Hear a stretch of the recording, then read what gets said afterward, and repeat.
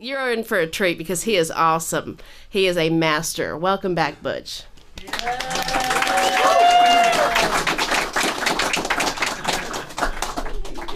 Now what do I do? It's great to be here, and I do appreciate you all showing up and supporting what Helen and Randy and the family are doing here in this little room. It's important to do that. The world always needs one more good song, I think. So when you have a little room like this where people come together to hear those songs, it's important work. My name is Butch Morgan. I live in Devine, Texas. That's south of here, about $75 worth of gas away. And so it's encouraging that so many of you showed up tonight, because I may actually go home with a nickel in my pocket, and it's always a good thing. And any of you follow my Facebook page, if you're friends of mine, you know about my father passing away on June the 11th, and very sorry. He was not only, well, I am too, but in a very selfish way. He was 96, and he had scratched everything off his bucket list. And he was dang tired of putting his hearing aids in and taking them out, and putting his teeth in and taking them out. He told me not 2 days before he died, he said, "Man, I'm just tired of doing this." He says, "I've eaten everything on the planet." And we were all suited up and ready to play the Heat for the Spurs and the Heat, and we were my dad and I big Spurs fan, and so we were all suited up and ready to do that, and he had to use the bathroom, and I got him to the bathroom, and he died in my arms right there. Oh, wow. It was sweet, and it was a holy moment. And so I'm going to do this song for him because he was a great patriot, a wonderful father, and my best friend.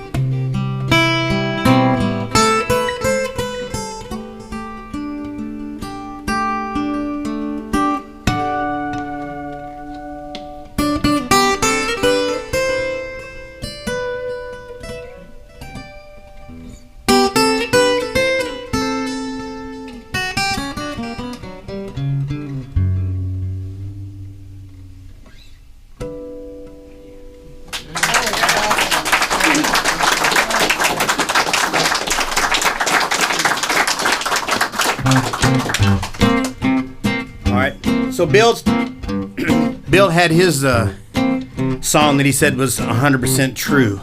I have my doubts, but he said it was 100% true. This one is 100% true.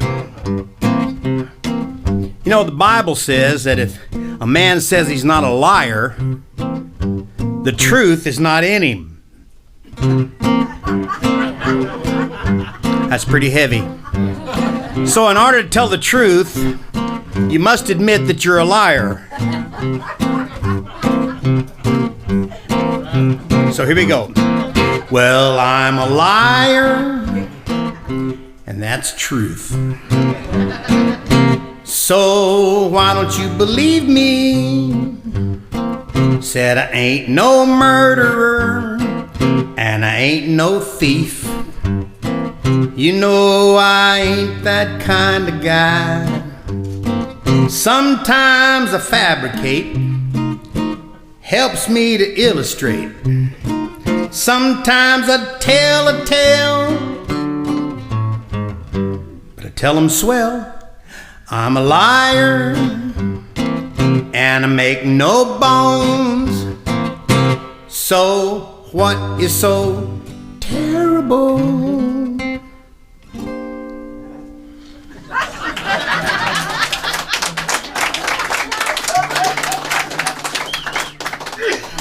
I am a happily married man with 2 grown kids and 1 granddaughter, and I maintain a pretty consistent panda bear shape. But I do love the guitar. I've always loved the guitar, and I started playing guitar like it was a gift to me because I knew I could do it. I never thought I couldn't, and I was watching Bonanza with my parents, and my dad had an old guitar, and we were sitting there, and it was and that came on, and just like a light came off in my head, like that, and I turned to my dad and go, I could play that. He goes, you could play that? And I go, sure. And he goes and gets me his guitar, and I struggle with it for just a few minutes, but then I went.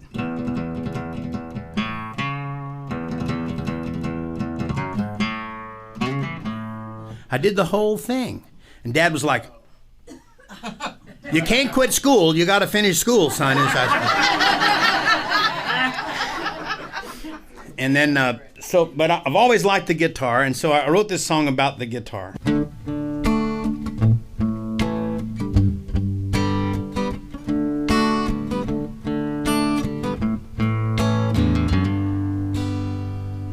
I left this old guitar in the backseat of my car, and the bridge came unglued.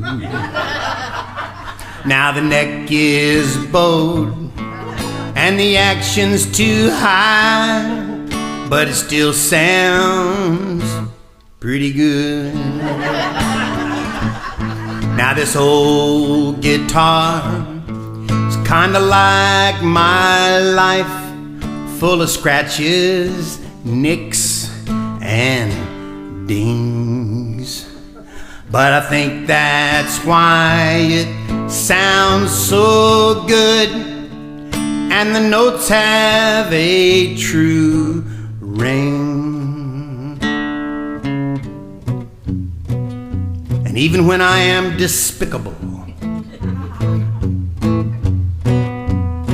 ornery, mean, and cruel, well, this old guitar is always there for this old fool.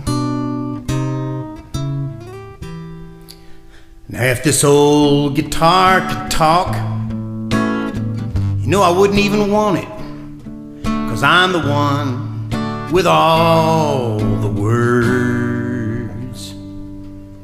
But without it here to back me up, I doubt I would be heard. Now this old guitar has always been one of my closest friends. Just like Jesus, always there, right through my thick and thin. And even when I abuse it, take for granted and misuse it, this old guitar never refused me. I left this old guitar in the back seat of my car.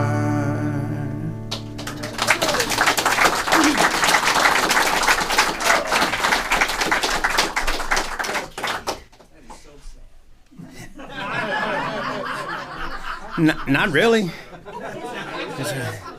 Just depends on if your glass is half empty or your glass is half full. For me, it's a good song because I still have the guitar and I've written 1,000 songs on it at least. It's not this guitar, it's another guitar. I don't dare take it out anymore because of the last episode. Actually, I took it to Honduras. I went down there to build a school with a bunch of other people, and we were camping in tents, and we were building this school.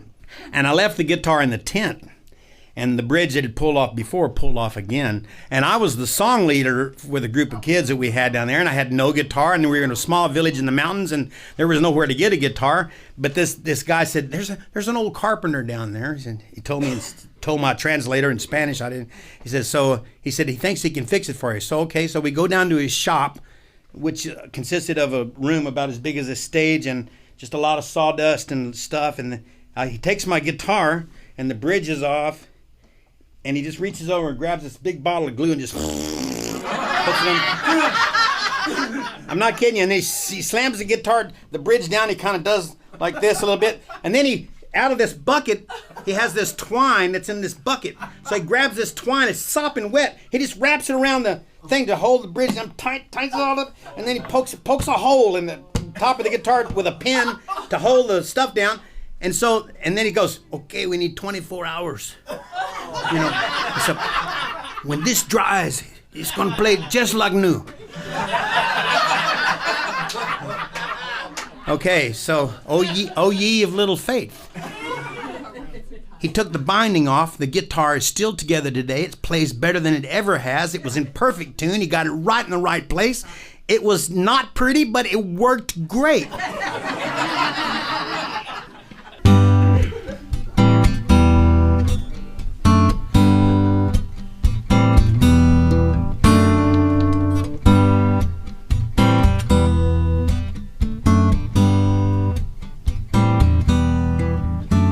By the time I was 6, I lived in 21 little Texas towns. Some lady named Ma Bell loved to move my mom and dad around. Never had deep roots, that's why I kept my little red cowboy boots on. My mother made sure the motels and hotels we stayed at felt just like a home. There was always love. There was always love. When push came to shove, life got too rough. There was always love.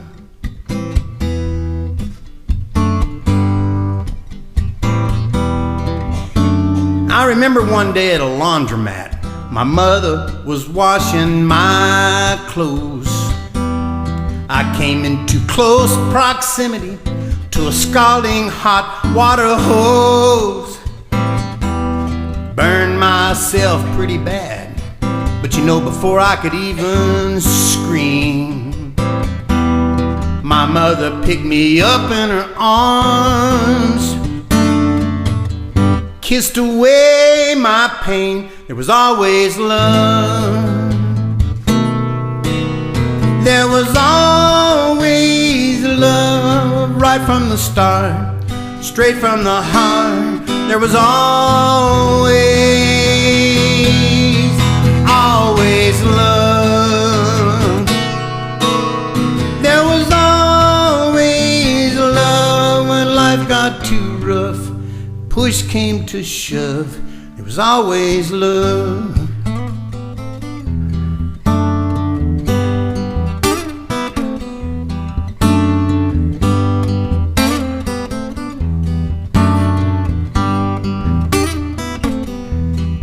In this old world, you gotta ask and seek and knock and climb and crawl and fight, but mainly you just gotta never quit. Gonna be a whole lot of moaning and groaning and whining and crying, and yes, some dying, and you cannot get out of it. Just remember, there's always a light shining somewhere in the dark. And you can see that light with your eyes closed. If you open your heart, there's always love. Yeah, there's always love when push comes to shove, life gets too rough, there's always love. Yeah, there's always love, right from the start, straight from the heart. There's always love, always love, always love,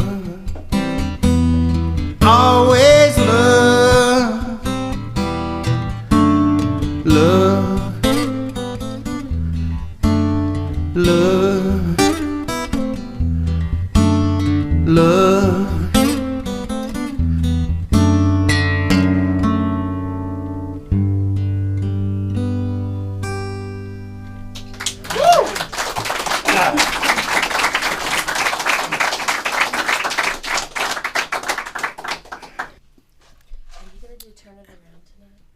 Sure.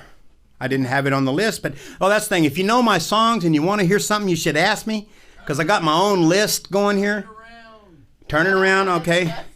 All right, I'll do it for you. How about right now? Would that be all right?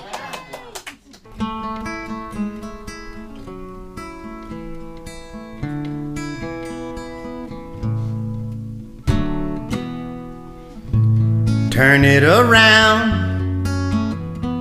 Gotta turn this thing around. Turn it upside down. Gotta turn this thing around. Now our little world is all topsy-turvy.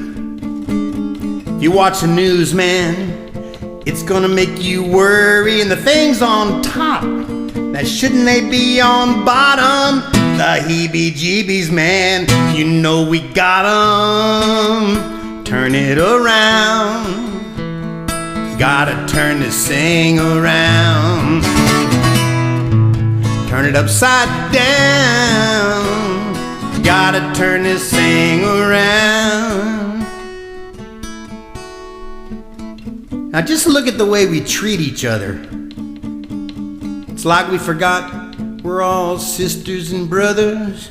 Sure, you treat me nice, you'll win my favor, but I can be a nasty next door neighbor. Turn it around. Gotta turn this thing around. Turn it upside down. Gotta turn these hearts around. Gotta turn this thing around.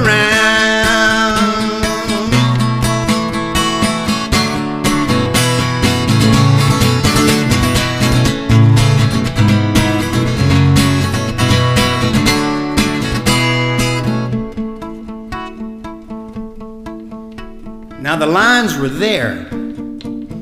We have crossed them, and our sense of direction, man, sure seems like we've lost it. And the mess we're in ain't no real surprise. No, that's a little gift from Mr. Compromise. Here's a little joke, it just ain't that funny. We've just about supersized this here milk and honey. My finger's pointing, man, but it ain't really aiming at the only one I know for sure could stand to do a little changing. Turn it around. Gotta turn this thing around. Turn it upside down. Gotta turn these hearts around. Gotta turn this thing around. Gotta turn this thing around. Turn it upside down. Gotta turn this thing around.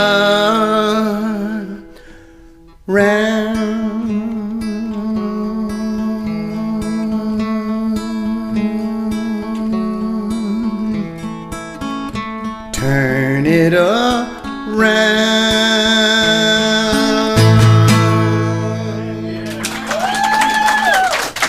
you. Woo. I've been playing music for a living since I was 13. The first job I had was at a bowling alley. I was a pin setter, Hondo, Texas, and it was before they had the automatic pin setting things. So you had to actually pick the pins up and stick them on the dot, you know. So, and it helped to have a big hand so you could pick up 2 or 3 pins at once. But I didn't. I had little bitty hands. So I could only do 1 pin in each hand. So I had to be really fast because those guys and girls are interested in bowling, not in watching some little pipsqueak down there trying to set pins up. So at any given point in time, they'd get tired of waiting. They'd just go ahead and bowl. Sometimes they'd get a strike +1. But then right after that, I started playing the guitar, and I instantly started a band, and I started writing songs because I thought that's what you did. I didn't know till later on that everybody didn't write songs because I thought, you know, you wrote songs. I mean, every song I heard on the radio was written by the person who was singing it, so I just thought, well, okay, if I'm going to play guitar, I got to write songs, so I started writing songs. And unfortunately for me, I can still remember the first song I ever wrote. And don't worry, I won't torture you with that. But I've been fortunate my whole life. I managed to do this, and I managed to cross my I's and dot my T's in the proper manner so that I could do this and make a living at it. And I own my own home, and I have a nice car and a beautiful wife and a couple of kids and a grandkid. And so music's been good to me. I've got no complaints about any of that. It's a road I chose, and I'm grateful for it. At some point at a songwriting school, this fellow whose name shall remain, Steve Seskin, told me, says, Butch, I really like your songs. They're good songs. And he said, I want you to go write a song about just the word growing up. I go, okay. So he sends me off. I got 30 minutes. Write a song about growing up. Lunch period. Okay, that's when I discovered that when I was growing up, I wasn't taking good notes. So I went to write a song about growing up. I couldn't remember a dang thing. Because I was busy doing stuff. And I wasn't writing it down. So in this song, I did remember a few little things. I remembered my dad told me to drink a lot of orange juice because it would put hair on my chest. I remember that, and that came to me kind of. So I put that in there somewhere. And then I also remember my brother who passed away in '69, and he was my younger brother, and he hated to have the yellow of his egg broken. He liked to save the yellow till the very end. You know, and then he would eat the yellow. So he'd eat the white first, and then he'd eat the toast with the. So of course, you know, as an older brother, what my desire every morning was to get out of bed before him, and to run in there with my fork and go which I did. And my mother kept telling me, you know, Butch, one day he's gonna get you. And sure enough, one morning he'd had enough. I went and he went and he stabbed me 2 times in the back with a fork, and so I had blood running down my back. And I was, Mom, my brother. My mother said, well, I told you. Yeah, so I remember that. And then I had an operation in the first grade that had a big cyst. I woke up one morning, there's a big knot right here. And they went and they cut it out. I got a scar. They cut the cyst out, and I took it to school. I did. So there's a few little things like that. And also the other thing is, my mother used to tell me, Butch, you're as stubborn as Mahatma Gandhi. And I never knew what that was, Mahatma Gandhi, until I went to see the movie Gandhi. And I'm sitting there in the 3rd row watching the movie Gandhi, and they go, Mahatma Gandhi. And all of a sudden, I was like 45 years old at this point. I go, that's what my mother was saying. I'm as stubborn as Mahatma Gandhi, not Mahatma Gandhi, you know. So this song is about growing up. Okay. Now, I'm not good at making up stories. And some people, Jonathan Bird is great. He can paint a picture of something he's never done, and you'll believe he's been there his whole life. I can't do that. I have to write about things that actually happened to me, because I'm just not that talented. So plus it's easier for me to recall. So this song is called I Don't Remember Growing Up. There we go. These songs are all on my new CD.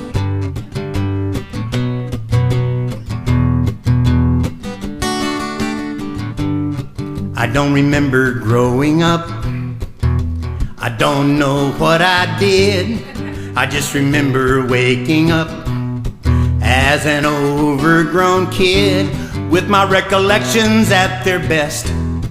I can hear my daddy say, orange juice will put hair on your chest. Damn near floated away.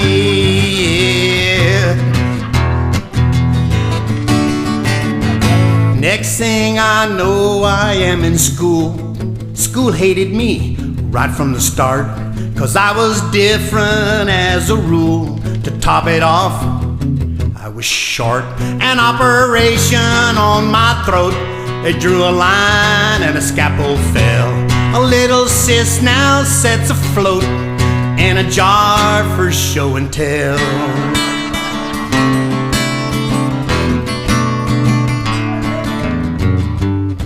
I don't remember growing up.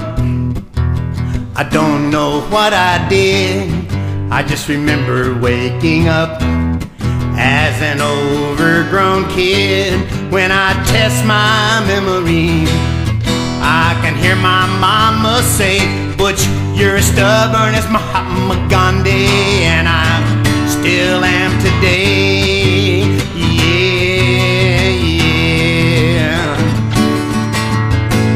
Next thing I know, I'm a Boy Scout. Stayed at Tenderfoot for years. The double half hitch I could figure out. Morse code drove me to tears. My brother stabbed me with a fork, 'cause I broke the yellow of his egg. Oh, how I wish he were alive, so I could kick him in the leg.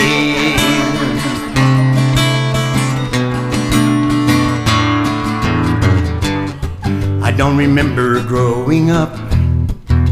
I don't know what I did. I just remember waking up as an overstuffed kid. When I test my memory, I can hear my mama say, Butch, you're as stubborn as Mahatma Gandhi. Oh, you're as stubborn as Mahatma Gandhi. Yep. You're as stubborn as Mahatma Gandhi, and I still am today. I don't remember growing up, so I don't guess that I did.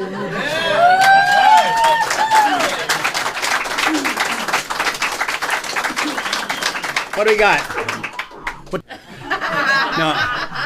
Now, if I do all the hits this set, I'm trying to do songs off my new CD.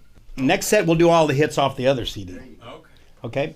So I'm going to do this song. We have South Texas. I don't know what it's like here, but in South Texas where I live, all the ponds are dry and there's no water. And the Medina Lake is almost completely empty. And we get all of our irrigation in Divine. All the farmers get all their water from Medina Lake. And all the ponds are dry. And the ranchers and farmers out there are having to put their cows down because they don't have hay. They can't afford to truck it in. They can't get water. And so it's sad, it's really sad. And so I asked Mr. Sadoff, was at the post office, and I saw him and go, well, how you doing, Mr. Sadoff? Well, I'm doing okay. Damn. Dry. And he just walks off. So I wrote this song.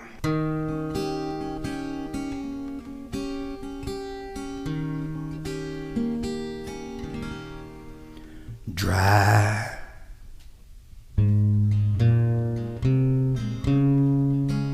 A creek in Texas lays there. It's waiting on rain.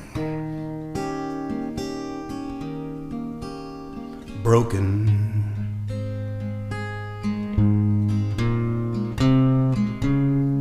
A strand of barbed wire on a fence.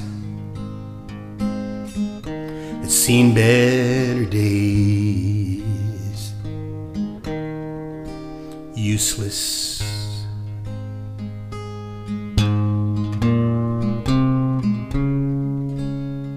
An abandoned pickup sitting, rusting away. Empty, a bottle that once held good whiskey, but now it's been thrown away.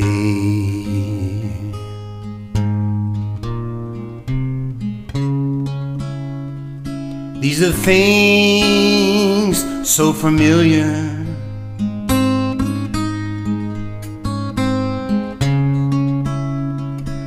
things that I know.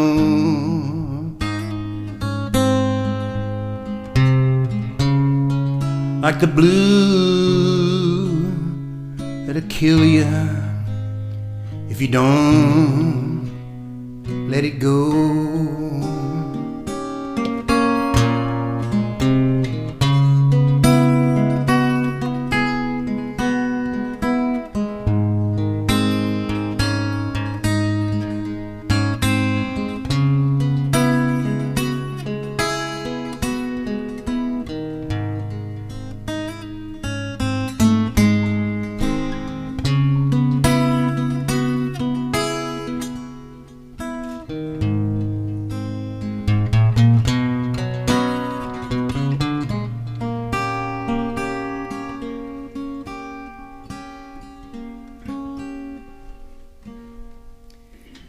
Falling,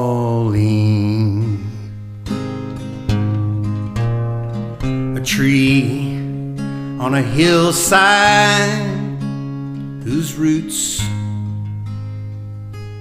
have finally let go. Tired, a wore out work boot with a big hole in its soul.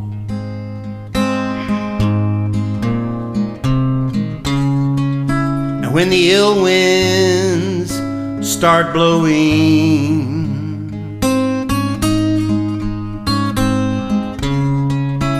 all the dirt everywhere,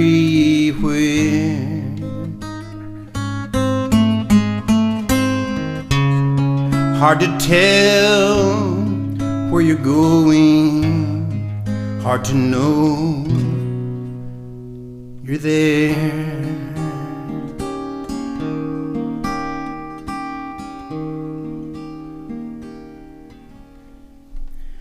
Dry, a creek in Texas, and the forecast, well, it just says dry.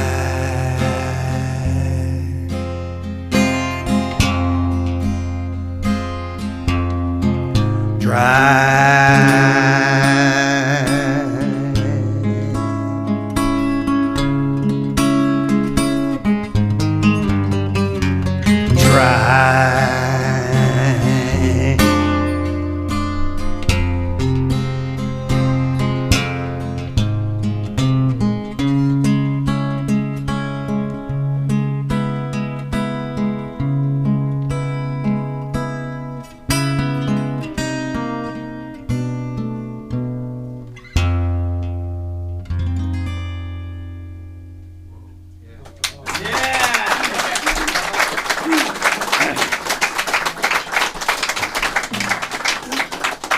Oh, thanks. Send that one to Willie Nelson. I would, but he's on the road again. All right. That song is the title song off my new CD. My father's picture is on the cover. And you'll see when you see his photo, what he was doing in the photo was we were going for a walk. This was a couple of months ago. And there was a black caterpillar crawling on the road. And my dad he was hilarious. He had the greatest sense of humor. And so was one of those, not the fuzzy kind, but the black one with the little orange dots. And so he picked it up, and it was on his finger. So when you see the photo, he's got these big black sunglasses on. He's looking at that caterpillar. Now, you don't see his finger in the photo, but you see him looking down like this. We put windmills in his sunglasses because of the dry, you know. But he's looking at this caterpillar. And I took the picture, and as soon as I did, he looked at me, and he goes, I wonder what that would taste like. And for whatever reason, I said, well, Dad, it probably tastes like chicken. He said, oh, hell, I've eaten chicken.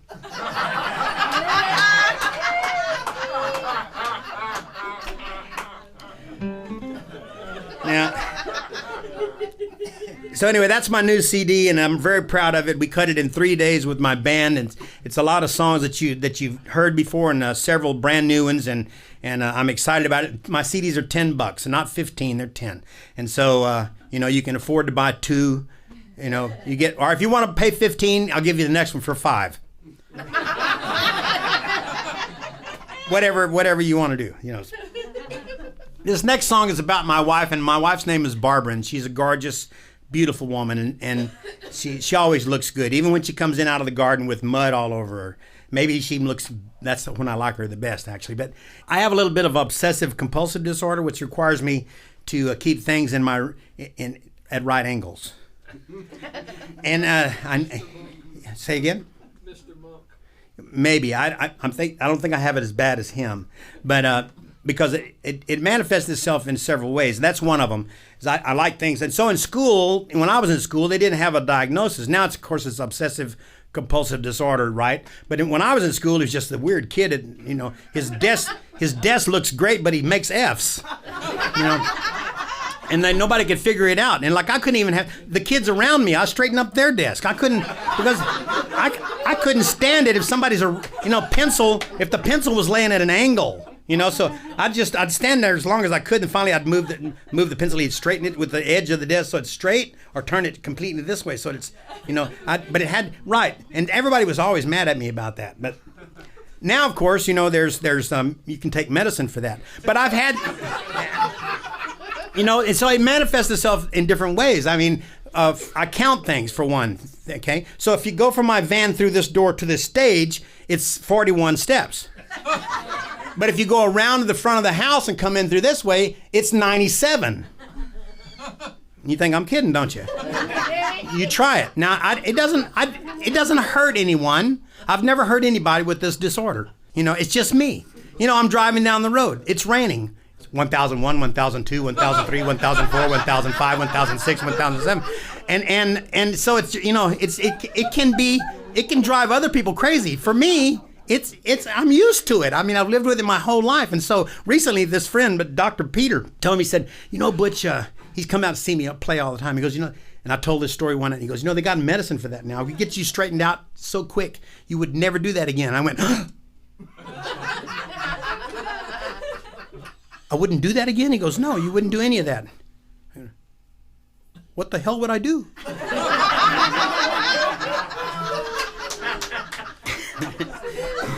And I said, no, thank you. If you'd have called me when I was like 9 or something, maybe so. But man, this is a friend of mine now. So I tell you this story to tell you that, my wife's a very neat housekeeper, and she keeps things real nice and neat. But I have I like my shoes in the closet to face the wall, and they have to be the right shoe over here and the left shoe, and they go this way. And the shirt's all hung with the buttons facing this.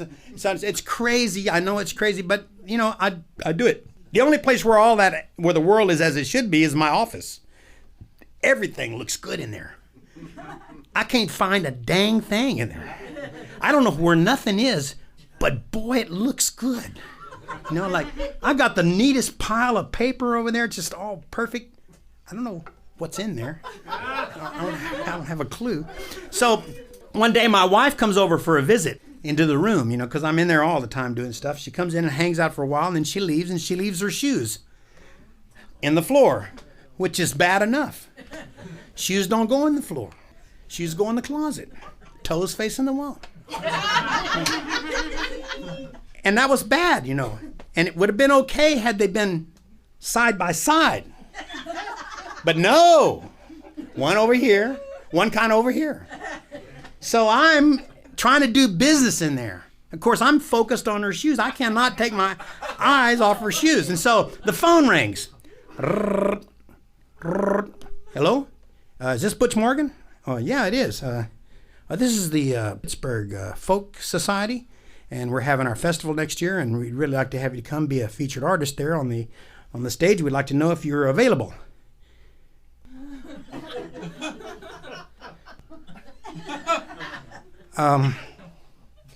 I'm really in the middle of something right here. Could I call you back? Of course, I didn't get the gig, of course. So I picked her shoes up and put them in the closet, and 5 minutes later she walks in the room. She goes, "Honey, where are my shoes?" I said, "Well, I put them in the closet." She said, "Well, I would never look for them there." And I said, "I'm sorry, honey." And she left the room, and I wrote this song. Here we go. Do do do do do do do do do do do. Left your shoes in my room. Now your wardrobe's incomplete. You left your shoes in my room. Now you're in your stocking feet. Oh, you left your shoes in my room. Two questions come to mind. Will you be gone a little while, or are you gone for good this time? Left your shoes in my room. I guess I might suppose you left your shoes in my room 'cause you want to show off them cute little toes. You left your shoes in my room. You know I could be mistaken.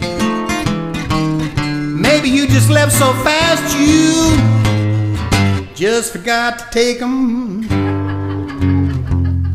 Now I know you're out there somewhere, girl. That's what breaks my heart. 'Cause you ain't got no shoes. And you might step on something sharp. Woo! Do do do do do do do do do do do do do do do. Ring.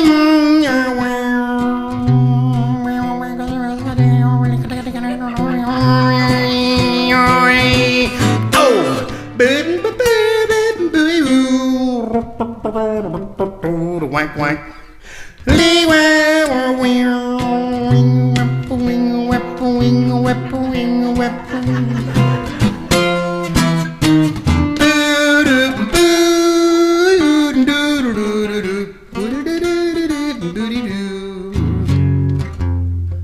Of course, you might not be on foot. Guess you could have caught a ride. You can't ride forever, girl. Someday, ooh, got to step outside, and when you do and your foot hits the ground, you're gonna wake up, you're gonna go, whoa, my foot sure does feel funny out here on the asphalt. My foot feels naked. I go, see, naked. North Carolina, because in Texas, your foot is bare. Because you left your shoes in my room. Did you mean to share them? You left your shoes in my room. Now if those shoes still fit you, come home and wear them. You left your shoes in my room.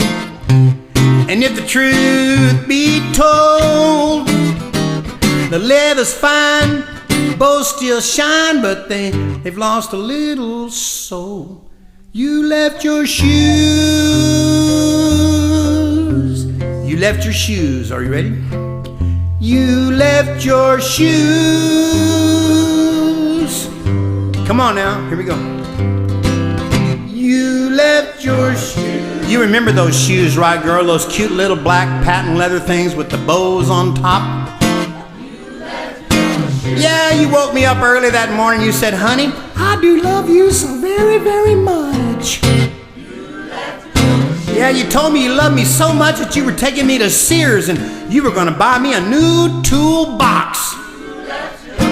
Oh, I got all excited about that because Lord knows I could use another toolbox.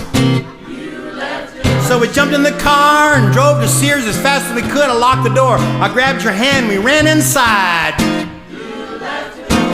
Yeah, we ran inside. And somehow we ended up in the ladies' shoe department. I'm still scratching my head on that one. Not really sure how that happened. All I know is that you're standing there batting those little brown eyes. You're going, honey, I think I gotta have these. Sing it now. I'm doing what any man would do at that point. I'm reaching in my wallet, pulling out that rectangular piece of plastic. Yeah, 29.9. 29.9. I'm still paying on those shoes. Come home, baby, slip back into those shoes, and let's pretend like none of this ever happened. Y'all were great.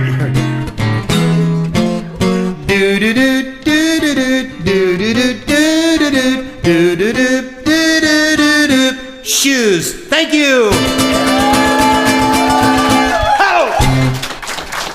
We'll be right back.